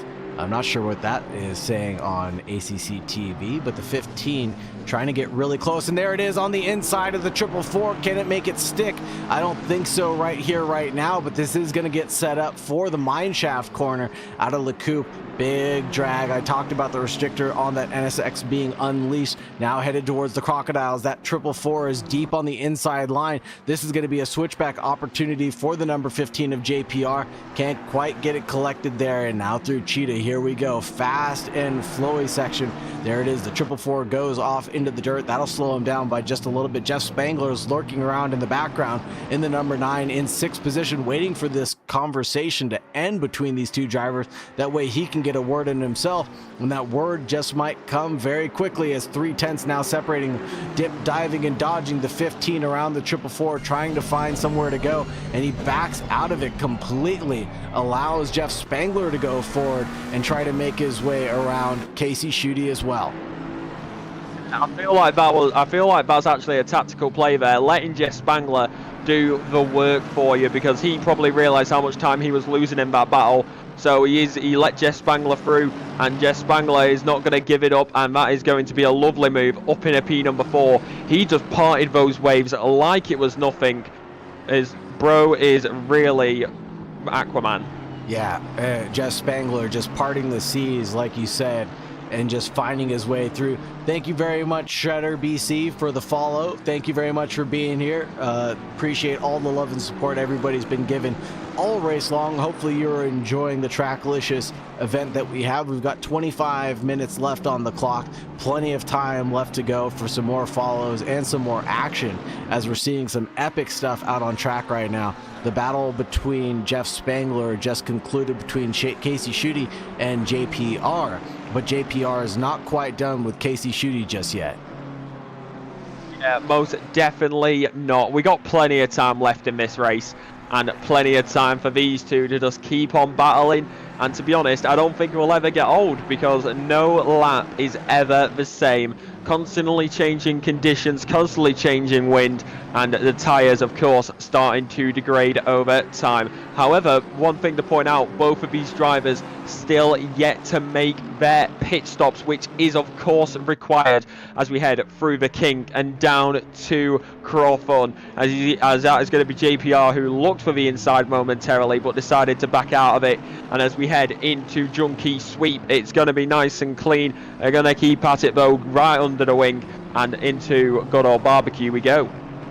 Man, this battle for JPR has constantly done dip, diving, and dodging the entire time we've seen him.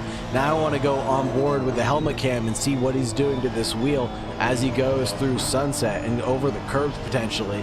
He's just jerking that wheel, trying to keep it going in a straight line. And here's Quinn Smith, our race leader right now, getting close to the 24th position. That'll be Jan Stam, who's getting out of the way right now. Yeah, and that was just a lovely overtake as well. Honestly, I never thought I'd say a move down the inside on Wii, but he just made it work, and Quinn Smith showing that anything and everything can happen. We are 33 laps into this race so far at Kyalami, and we are going to keep it going with you right here at Trackalicious. If you're over at YouTube, please do like and subscribe. It's great to have you here, and if you're over on Twitch, we hope you're enjoying the show. And we do apologize about any ad breaks that may occur. It is automatically done by Twitch. Yeah, nothing we can do to control the ads, unfortunately. Thank you very much for enduring those. The only thing you can do, and there goes JPR, dip, diving, and dodging straight into the pit lane. And he's going to take his mandatory and try to do the undercut on Casey Schutte, the 444, who's staying out just a little bit longer. Yeah, into the pit lane, gonna play it safe and get the fresh rubber on, from what I would guess. Or is he gonna do a splash and dash? But considering it's this late, I would say it's gonna be a fresh set of rubber, don't you? I would think that he's gonna go for a splash and dash. I've seen some. Ollie Raza with his mandatory pit stop only stopped for 12.3 seconds there on the clock. So I expect his will be a little bit slower than that. He's 36 seconds stationary right now. 34, 35 seconds. Let's see how long this ends up being for JPR and where he comes out on track and who he comes on track with. Let's see as he rolls out right now. 50 seconds on the clock. He might have taken that fresh rubber that you're talking about. Yeah, most definitely. The fact that he was in there for so long, it takes 30 seconds in-game to get a fresh set of rubber on here on a set of Corsa Competizione. It's automatic. It's not like any other games where it can depend and you can take so many tyres. You come into the pits, you're going to be taking all 4 tyres, and it's fresh rubber all on board that new Honda. Is actually, it may be actually evident very much how cold they will be, as that car seeming to undulate very much over that curb. Yeah, JPR stationary for 32.6, transient of 24.0. One of the faster ones through the pit lane, but one of the slower ones through the entire pit stop, as his total is around 55 seconds, 56 seconds for him. And let's see where he comes out on track. He's right now stuck in a battle between back markers, it looks like, just like Ollie Raza was at the beginning of his stint. Yeah, well, speaking of Ollie Raza, we're on board with Ollie Raza from good old Canada, as the BMW just seeming to cruise along right now. 1.323 is the gap so far. However, he does have he does have 4 cars in front of him who are yet to make his pit stop. So unless they do a very quick pit stop with a very quick splash and dash and are very quick in and out, I'd say this is net P number 2 he's got in the bag right now. Doing the math in my head right now, we've got a 17-second gap to Quinn Smith from Kenneth Portis II, 17-second gap from Hunter Davis to Kenneth Portis. So 34 seconds, 40, 50 seconds. It's going to be awfully close where Ali Raza comes out, and here goes Quinn Smith into the pit lane right now. So this is exactly what we needed to see. Where does Quinn Smith come out in comparison to Ali Raza? Jeff Spangler in a league of his own right now, doing 140.6s for the fastest lap of the race right now during this stint cycle. His last lap being a 140.9, so the rest of them are just plebeians compared to the alien that is Jeff Spangler out on track. Let's switch over to JPR as he is trying to get around Efren Oquendo. Both of them on the same lap right now as JPR did take a pit stop. Yeah. Also, I just want to point out something very satisfying. 3 Lamborghinis right next to each other on the leaderboard. I just thought I'd point that out because I don't know why, there's just something so satisfying about seeing three manufacturers of exactly the same brand right next to each other. Vedya Kostitsiev leads Kevin Yu, leaves Drew Burakovsky. Those are the 3 Lambos that you're talking about. Not close to each other out on track, but are in the order on the leaderboard right now. Positions 13, 14, and 15, all looking pretty tidy right now with 20 minutes left to go on the clock. Let's see where Kenneth Portis II comes out in relation to Ali Raza. Ooh, Casey Schutte from the 444 has not taken his pit stop yet. Ali Raza is only 1 second adrift from him. Kenneth Portis II is about 10 seconds ahead of Ali Raza right now.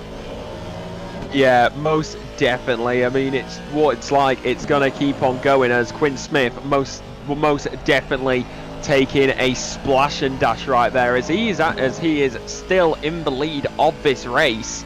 So that really just shows what happens with Davis is also going to count with what happens, but Jeff Spangler definitely going to have P number 2 at least, but he's going to have to battle for P number 1, which I did not think I'd be saying at the start of this race. No, not at all. I'm not surprised. I'm definitely surprised at what happened just now, but you're absolutely right. Quinn Smith is the one that just took a splash and dash stationary for only 12.8 seconds. Transient time of 23.8 seconds. He was super there on the entrance of pit lane, hitting the pit limiter as soon as he crossed to the line, doing it as expertly as humanly possible. But there is a 10-second gap between him and Jeff Spangler right now. His last lap being a 146.7, that was obviously his in lap. Let's try to keep Jeff Spangler at bay. Yeah, I mean, it's going to be an interesting one because Aston Martin versus McLaren, I hate to say it, I think the McLaren is going to be the one with the advantage there. Yeah, it might be the one with the advantage there. Let's see if we could switch over to Anthony Kelly very briefly as he's chasing down Drew Burakovsky. And apologize everybody who's now entered the ad break, but we do have a way for you to fix that. There is a Prime subscription that you can redeem for every single stream. So make sure you go ahead and redeem your Prime subscription at the earliest convenience possible, and you can avoid all of these nasty ads. Yeah. Ads, this is the awkward thing. To those of you watching on YouTube, I hope that you enjoy it ad-free. But if anybody on Twitch is watching the VOD back, the Prime subscription, definitely the best way to go. It is free for you, and it also supports us here at TRACKILICIOUS. And of course, we appreciate your support. We appreciate you being with us, whether it be evening, morning, midday, or afternoon. And you are sticking with us while we watch these amazing GT cars go around these amazing circuits day after day. These glorified circles going around and around and around. And yes, those 3 Lamborghinis are all on the same team from the Fuchsia Competition Esports team right now. This is Vedya Kostitsiev chasing down JPR, or excuse me, not JPR, that is a back marker in front of him, but JPR is chasing down Efren Oquendo still, and Casey Schutte chasing down Ali Raza. But this gap right now, 143.2, oh, as Vedya Kostitsiev is able to get by at sunset around that back marker he was flashing his headlights at. Yeah, that is a beautiful overtake, and I must say that is a very beautiful car. I'm not gonna lie, I am getting retro Renault vibes with it as we head over into good old clubhouse watching good old Anthony Kelly for FNM. As we keep on going into the S's, nice and clean, having a fun time. No idea why ASMR mode got activated momentarily. I guess that's just my British side with David Attenborough. And it looks like Anthony Kelly was making a look up at the inside, didn't really want to go for it. Hunter Davis getting around Professor Chronotis, and this is the second place car right now of Hunter Davis, the number 70, and we're looking at the rear wing of his car as well, and that's Professor Chronotis lurking around in the backgrounds, but obviously getting past him. Now we switch over to Efren Okwendo and JPR lurking in the background. This has got to be JPR's opportunity to get around for sure at this point in time. Yeah, down into turn number 2 of Crawford. He's going to go for the lunge down the inside. No surprise there. And that is JPR who gets the move done. Nice and clean. That's up into P number 11 as he's going to hold the line through Junksy Sweep and down into Barbecue. As actually that is a rear end slip momentarily for the car right in front of him. Flare headlights will flash as we head down into Sunset. Then it will be Clubhouse. You want to get these corners set up perfectly, but you got to be careful right now, JPR, because you will be getting some good old dirty air. Yeah, dirty air from a big old Ford out in front, that big wang, throwing up more dirt and wiggling and wagging its rear end at you as well, as there goes JPR up the inside, but dragging Efren Okwendo through there. Man, that can't be great. And where is Ali Raza, and where is the 444 more importantly? The 444 got passed by Ali Raza in all that calamity. And it looks like Kevin Yu is getting passed by Anthony Kelly right now. Anthony Kelly doing work and splitting up the trio of Lamborghinis. Yeah, just going to try separate them because they're all on the same team. So I would say that is something you want to do, because for all you know, they could be in a VC right now just organising how to attack the cars ahead. They're just chilling. They're P number 12, 14, and good old 16. So, all within the even, surprisingly. No odds. Yeah, really surprising for them, as Efren Okwendo had a mistake there. Slipped away from JPR just momentarily, the 757 having a yellow flag incident, slowing him down by just a little bit more than a hair. Matt Artem has taken his pit stop and he's inherited P10 right now, but he's got 3 cars in front of him that have not taken a pit stop yet, so hopefully his race goes a little bit better than it has been previously. Here goes Anthony Kelly again around Drew Borowkowski, or at least looking like he might want to take a move. A big old chunk it out of that Lamborghini, possibly so. He's been working this, like you said, who knows, the Fuchsia Competition boys can be talking about backing up this FNM car for another opportunity, right? Yeah, exactly. And it happens all the time. Like, even though you don't realize it, most of the time teammates are always in a VC. Even if they're not talking to each other constantly, they're just there chilling with each other, and when it comes down to it, you can back up one driver into another. But as we go down into Clubhouse, is going to be Anthony looking for the move on the good old Lamborghini as we head out of it. Going to try getting the clean air momentarily, trying to get out the dirty as we head into the S's. He's got to be careful though, because he's got you right behind him. I'm not right behind him. You mean Kevin Yu. That is Kevin Yu making a big nasty look on the FNM car. Like you said, getting backed up a little bit around that car in front of Drew Borowkowski, who's trying to work his teammates' best efforts really out of him. Here goes Gelson Cruz. He's getting chased down by Patrick Dubois. The battle for 20th and 21st really shaking things up right now. There goes Dubois, tucked underneath the rear wing, going a wheel well along the inside of the Porsche, but the Porsche is able to just take off like a rocket ship, and that Mustang just can't keep up, doesn't have the acceleration. That massive car can't do what that Porsche is able to do during the twisty bits. Going through Sunset, though, the cars are both neatly shaped up, equally matched right now during the braking zone at Clubhouse Bend. Yeah, most definitely, and as we continue watching this battle, they're going to be right there with each other. They're not going to give it up. They're never going to let you down. They're going to go around, and they're never going to desert you as we head through the S's and down to Le Cop. Wheel to wheel, side by side. The Porsche losing out there momentarily, though. He's not going to give up, though. Down the inside at Le Cop. Going to try to take the defensive line. On the inside is going to be the Ford Mustang, but going into Mineshaft, it's going to be nice and clean. The Ford Mustang with the camera shot as we continue going, and that is going to be the end of that lovely little battle. Wow, and what a battle that was to watch, side by side through the S's, going all the way up into the coupe. Thought it was going to end in tears, but no, the drivers have way more tact than that, able to navigate that like seamstress, sewing their ways through it back and forth. Kevin, you having an incident here, incident for the 45. Let's take a quick look and see what happened to you. Yeah, it's going to be an interesting one here. As you can see the battle up ahead as we head through the right-hander and then very quickly into the left. Probably a little bit of a tank slapper, I would say, as just, running wide onto the grass. Rear end slips out and that's going to send him round, and that's going to be very unlucky. Having a bit of contact with the barrier on the rear end, that is definitely going to hurt him, as he may lose quite a bit of rear end downforce. Yeah, quite a bit of that rear end got slipped up into that barrier, and that will definitely hurt him throughout all these fast sections. And of course, Kevin Yu already taking his pit stop, so he's going to be stuck with that damage that he has right now. You know who is doing a good job right now is Jeff Spangler, as he's chopped that gap down to just 6.5 seconds between him and Quinn Smith. With 10 minutes remaining on the clock, it looks like these drivers are equally matched. Quinn Smith's last lap was a 141.44, and Jeff Spangler's was a 141.222. So equally matched lap times, but Hunter Davis just caught in the middle between these two, but being a good buffer for Quinn Smith right now in the number 66. Well, you gotta wonder though, he may be a buffer for now, but he still has to make a pit stop.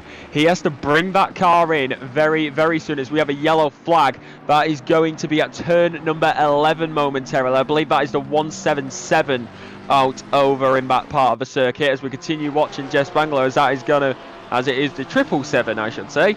It's a little bit blurry for me, guys, so please do excuse my mistake, as we continue going around though through the crocodiles, and he has kept it going, so he's kept it clean on track, and the Porsche just having a little bit of a fun time and deciding to go for a spin to make it interesting. Yeah, and unfortunately Gelson Cruz getting the worst of that, getting passed by Devin Anthony and a few others. He was battling out with Patrick Dubois, but that'll be the end of that effort for him. Here goes Anthony Kelly chasing down the other Fuchsia competition car of Drew Burokowski. And now through Mineshaft, everything looking like he's not going to make a move here. And into the Crocodiles section, you can see the big back burner from that Fear Nothing moto car getting expunged with some through the exhaust. Excuse me, my brain is getting away from me. I apologize. But yeah, no, the cars are pushing to their absolute limit. And who is that in the background? Is that Potts Weaver? Let's take a look very quickly. Do you believe so? Jason Provolone, excuse me, in the number 82, of course. Yeah, and quick little information on the left-hand side, it is into the pits for Davis, so that is going to give Jeff Spangler the P number 2, and I have a feeling that Jeff is now going to have all that clean air. So he's going to be putting that throttle all the way down. There's 8 minutes, 7 seconds remaining on the clock here at Kyalami, and it is a 7.5 second gap. He has to get a second every minute if he wants it, so we'll have to wait and see, as Matt Artin currently defending from JPR, heading out of Le Cop and down to Mineshaft. The run is going to be critical for the Honda NSX. As they keep on going, it's going to be undulating. You can see it all over the place, but he's going to look for the move down the inside at turn number 13 at the Crocodiles. He's going to, as we get this beautiful helmet cam shot, and he did get the move done on the inside, that is going to be up into P number 9. And Eric Akasian asks in chat, what happened to Jeff? Jeff got undercut, or overcut, let's say, by Quinn Smith, and Quinn Smith apparently just did a 12.8 second stop to Jeff Spangler's 32.2 second stop. And yeah, that's the story we're watching right now, basically, is Jeff Spangler's trying to do his best to catch up to Quinn Smith. Last lap right now for Jeff Spangler being a 42.5, as he was just stuck behind a car that has not pit yet. And Quinn Smith stuck out into clear air. He's doing very well for himself, but we still got 6.5 minutes left to go on the race clock, so plenty of action yet to come. And while we were talking about that, with Jeff Spangler trying to close in, we'll go through this real quickly for what points you score, for the points that you get when you're scoring places. P number 1 picking up the full 60 points, with P number 2 getting 55. P number 3 then picks up 51 points, with 47 points going to P number 4. 44 points then goes to P number 5, with P number 6 having 41. Then it's going down 2 each time, so 39, 37, 35, 33, 31, 29. And then it becomes 1 point difference. So 29, 28, 27, 26, 25, 24, 23, 22, 21, 20, 19, 18, 17, 16, 15, 14, 13, 12, 11, 10, 9, 8, 7, 6, 5, 4, 3, 2, 1. Perfect. Thank you very much for the points update. That's something that we unfrequently do here at Tracklicious, so thank you very much for the added insight to what the driver's point system will look like, and hopefully it won't shake up the championship too much, but hopefully things get a lot closer than they have been. I know we've got a tie for 4th and 5th right now, and that'll shake things up even as the standings go on. Oh no, Quinn Smith having an accident. The 66 having an accident with a 757. Let's take a look at this. Stand by. To get a replay on this, as we didn't quite catch it as we... Oh, that is... Okay, so rejoining onto the track. Quinn Smith comes around on the apex on the inside. And I think you can see Quinn Smith there in the background. Yes, you can. Into the braking zone, makes the contact, sends the McLaren round. And that's just going to be very, very unfortunate. You were talking about the championship, as I'll go through it real quick, as it is important for these two actually. Jeff Spangler leading Quinn Smith in the championship by 12 points. So if we are going by Jeff Spangler will not get the... If Jeff Spangler does not get P number 1, that will bring the gap down from 12 points to 8 points. 12 points down to 8 points. Wow. That'll bring things a lot closer than they have been. And Quinn Smith, yeah, just leading by 6 seconds now, as Quinn Smith's last lap was a 141.567 compared to Jeff Spangler's 40.690. So that gap is coming down a little bit faster now thanks to that accident that involved Quinn Smith earlier. But hopefully not too much damage is holding on to him right now. Anthony Kelly still chasing down Drew Burakovsky, the battle between Fuchsia Competition and the Fear Nothing Moto team. Yeah, as also, my apologies, I meant to say 7 points, not 8 points. If it was 8 points, that would mean a 4 point difference, but no, it would be 7 point difference between the two, as right now Quinn Smith would go up to 170 points, whereas Jeff Spangler would go up to 177.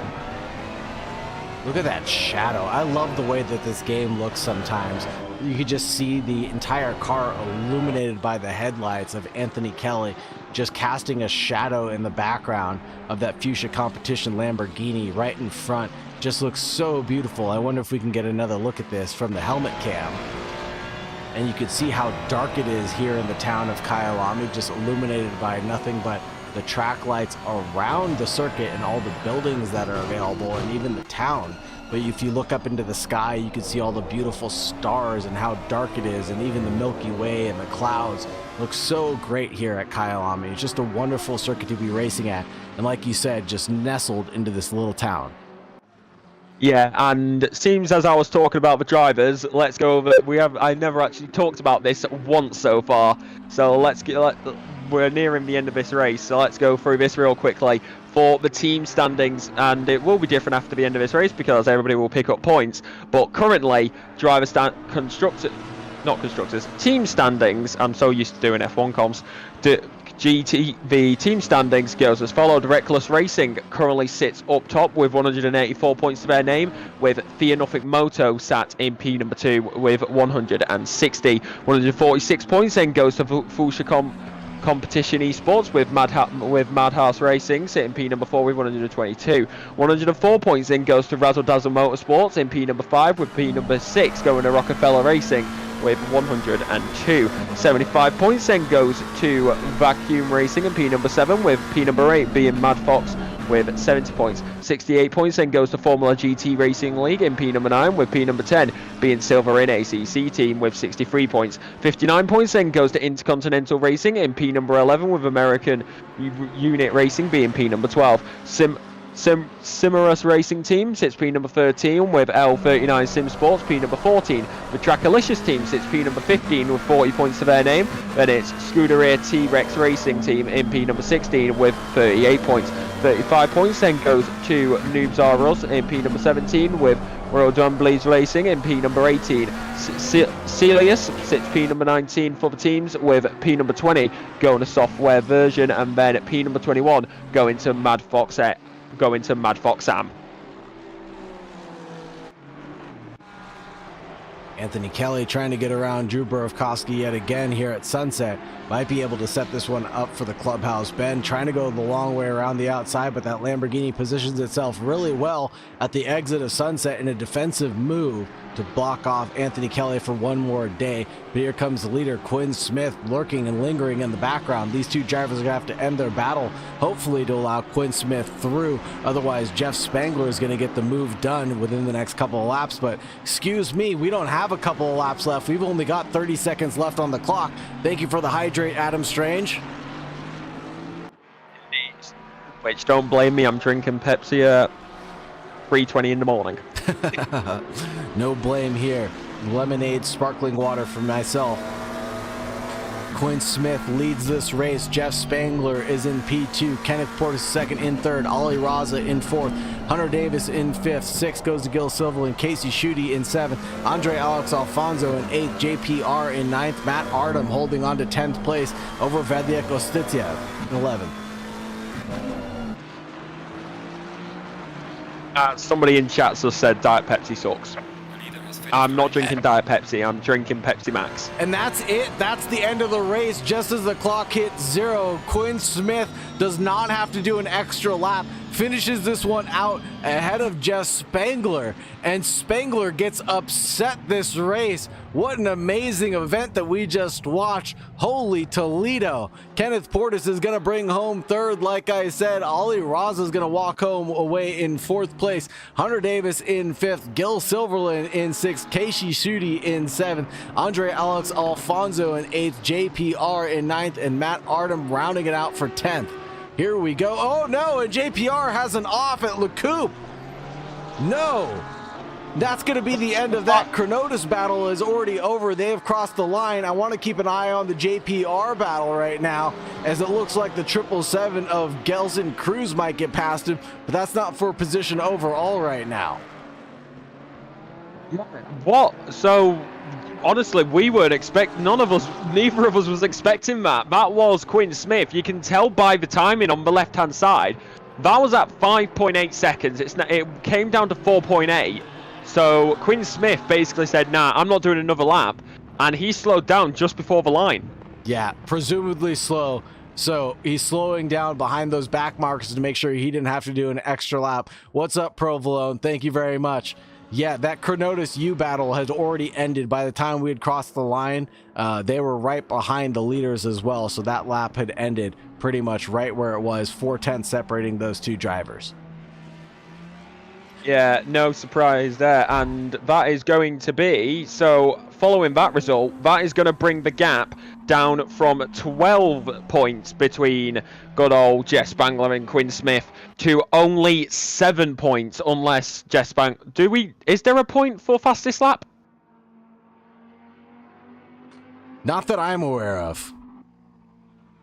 So, yeah, if there's no point for the fastest lap, that will be down to a 7-point difference after that race, rather than the current 12-point difference. So, realistically, that was really needed from Quinn Smith to bring that gap down, just even if it's slight. 100%. And I'm going to go ahead and post the standings very briefly.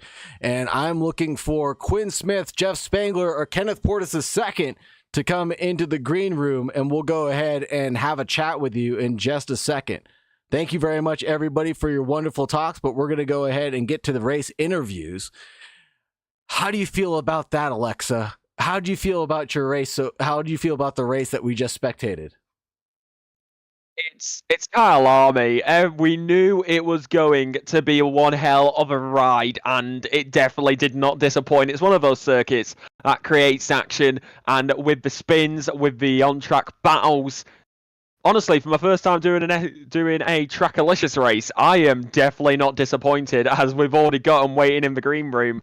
So shall we get to these interviews? Absolutely. Let's grab in reverse order. We'll grab Kenneth Portis a second, and then we'll deal with Jeff Spangler and then Quinn Smith in order. Let's see if I can move them up one at a time. Halfway up for me, and then I'll have to drag him one more time. Kenneth Portis II. What an amazing race. How did it go for you? It was exciting here in the booth.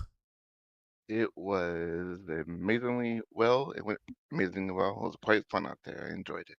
Fantastic. And how did the car suit you being here at Kyalami, our home?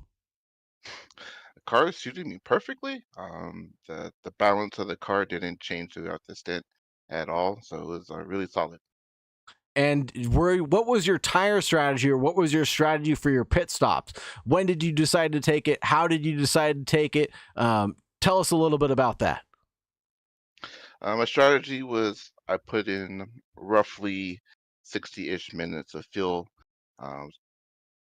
The goal was to not take tires at the end, just fuel only, and go from there. Maybe a possible calling an audible in the middle of the race, but there wasn't really super heavy traffic to cause me to do that. So that's what I ended up with. How did I come up with that strategy? Just running some laps and doing the math. You're going to save about 10-ish seconds or so by not taking tires.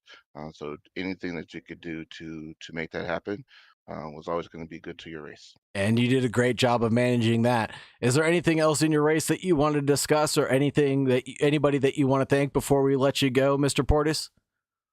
No, nothing to discuss really. It was a nice little fun battle there with Raza before he decided to pit. So it was nice to share the track, and thanks everybody. Have a good night. Excellent race. Congratulations on your podium. Don't drink too much champagne tonight, Mr. Portis. Thank you so much for joining us. You're welcome. Thank you. Night, guys. Take care. And I'll let you take the next one. We're going to bring in Jeff Spangler for P2. Hello, Jeff. Hello. We'll get this real quick. What was your thoughts on that race? How was it going for you? Because it was definitely exciting for us here in the box, but I bet it was even more exciting in the dark for you out on track. Yeah, it was absolutely exciting. I love this track. Always had, well, not always had, but developed good pace here. Just love driving it, and I figured with the results that I had so far, I had a little leeway to maybe try something. And just decided to split fuel and take tires and try to open up a big enough gap and see if I could catch Quinn. I figured the way I was pulling away from him that he was gonna try to go the distance, and it was close. But yeah, it was a lot of fun. Yeah, definitely. We was actually wondering about the pit stops. What were the tires like for you out there? They weren't too bad, and I think Quinn will tell you that even his tires weren't too bad. I mean, I was second stint trying to, I hit like a mid 40, and I was doing like mid to high 40s and low 41s, and I just kept looking, and Quinn was like low 41, low 41, low 41, unless he hit traffic. And I was like, oh man, I don't think it's going to be enough. I thought I had a shot. I think he came out like 9 seconds in front of me, and I was like, okay, I've got 20 minutes to do this. Traffic wasn't too bad. I went over Cheeto awkwardly one time and lost almost 2 seconds. And he got caught in traffic there towards the end and was able to cut off that last lap, so that kind of sealed it for me. But yeah, it was a lot of fun, working through traffic and night. It's very dark here, but it's fun. Yeah. Yeah, and my final question, then I shall hand it to Saagar, if he has any. After that race, the gap between you and Quinn comes down from 12 points to 7 points. How do you think you're going to go for the rest of the season now that the gap's beginning to come down? I believe his drop is 9, so I need a little bit of luck there, but I feel like if I keep hitting first and second, third, that should be enough. I'm not looking forward to Nordschleife because I've driven for less than an hour on that track. I might skip it entirely, or I might just see if I can survive. But yeah, it's gonna be interesting. Fair enough. Do you have anything to add? Just want to know if Jeff Spangler has anything else he wants to add, or anybody he wants to thank before we bring in the winner, Quinn Smith. I don't think so. Congrats to Kenneth for his podium, and congrats to Quinn for the win. Accidentally Ryman, and thanks to you all for the broadcast. Thank you very much, Jeff. Have a wonderful evening, and I'll drop you in a rouge and chill. And have a great All night. right. Relaxing. You too. Take care. Take care. Let's grab our winner, Quinn Smith. Quinn Smith, welcome to the booth. Congratulations on your win. How do you feel right now? I feel good. Hard fought, even though we were never actually close on track. You seem pretty calm, cool, and collected now after having such a hard and grueling match. What was the secret to your success? Consistency. That was the whole thing, was consistency. There was, pace was there, but consistency is what honestly won that race. Yeah, man, you're super consistent out on track, and you decided to not take tires. Had you done the strategy before to know that you were not going to need those tires to maintain such a great pace and consistency? I did not. I was more so banking on temperatures this time. You can get away pretty far with the temperatures, the Kyalami being a pretty heavy track on tires, so balances out. I honestly, if I didn't care about pace, I could have took the tires another stint maybe. Yeah, wow. If the temperature stayed the way they are, you think you could have taken the tires another stint, you said? Yeah, I probably could have finished out another 40-45 minutes on them. Wow, you really maintained those tires beneath you really well. What was the key to maintaining those tires and getting them to not grain? I mean, obviously you were just driving consistently, and so that falls into not pushing the car as much, not sliding it through the corners. With a track like this and a turn like Sunset, how did you manage to do that? You gotta tiptoe.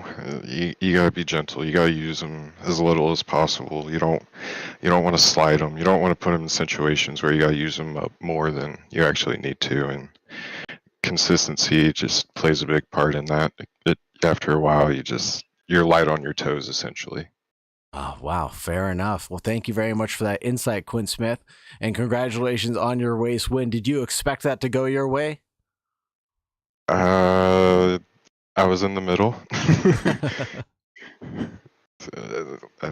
Traffic helped, I think. I think Jeff got held up a couple of times, which helped. So it would have been a lot closer if it wasn't for traffic falling my way a little bit tonight.